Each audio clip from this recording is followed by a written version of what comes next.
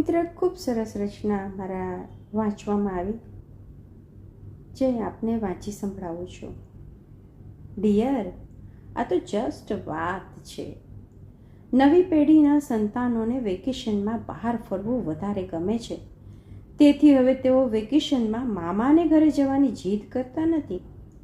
કોઈ એમના ઘરે પણ મહેમાન થઈને આવે એવું એઓને ગમતું નથી. સંતાનોને એમના ઝુંડ સિવાય બીજા સાથે ફાવતું નથી. એકલા રહેવાની ફેશન ફૂલી ફાલતી ગઈ છે, તેથી કોઈની હાજરી ગમતી નથી. રહી વાત મમ્મી પપ્પા દાદા દાદીની, તો સાથે વિડીયો કોલિંગથી હાય હેલો કરી લઈએ. એમને જોઈતી જરૂરી વસ્તુઓ ઓનલાઈન ઓર્ડર કરી દે છે.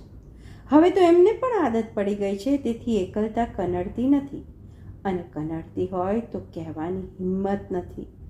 હવે તો લોહીના સંબંધોને પણ ઓનલાઈનની આદત પડી ગઈ છે. માણસાઈ ગુજરી બજારમાં વેચાતી થઈ ગઈ છે. દુઃખ તો ઘણું બધું છે, પણ દુઃખ જ નથી એવું કહેવાની આદત પડી ગઈ છે. નવા પડોશી બોલતા નથી, ને જે જૂના છે તે એકબીજાની ખુશીઓ પર અદેખાઈ કરતા થઈ ગયા છે. વાટકી વ્યવહાર તો સાવ ભૂલાઈ ગયા છે. દહીંનું મેળવણ કોણ માગવા જાય?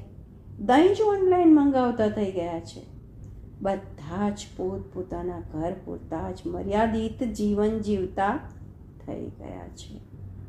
મરણ પ્રસંગના બેસણામાં ધીમે ધીમે બધા જ ઓનલાઈન કરતા થઈ ગયા છે. કોઈની પાસે ટાઈમ નથી, તેથી 12મા 13માની વિધિ પણ અગ્નિદાહના દિવસે જ સંપન્ન કરી દેવાય છે. દુઃખ વ્યક્ત કરવાનો ખરો ખોવાઈ ગયો છે. બારણે સાયકલની જગ્યાએ સાંકડી ગલીમાં 4 વ્હીલર ઊભી થતા જાય છે.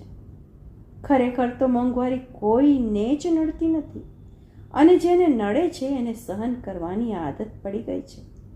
વોટ્સએપ અને ઇન્સ્ટાગ્રામ રીલ્સના નામે સ્વચ્છંદતા છકી ગઈ છે. ઓરિજિનલ ઉમળકો લુપ્ત થઈ ગયો છે. માણસાઈની તો સાવ વચ પડતી થઈ ગઈ છે. ભયના ઓથાર નીચે સલામતી દબાઈ ગઈ છે. કાવા દાવાની બોલબાલા વધતી ગઈ. હડપ કરી જવાની વૃત્તિ વધતી ગઈ છે. દુઃખ તો છે, પણ એ હવે મારા પૂરતું મર્યાદિત થઈ ગયું છે. બસ આ તો વાત વાતમાં અભિવ્યક્ત થઈ ગયું. આ તો જસ્ટ વાત થાય છે, બાકી બીજું બધું અહીં રાબેતા મુજબ ચાલે છે. અજ્ઞાત અસ્તુ.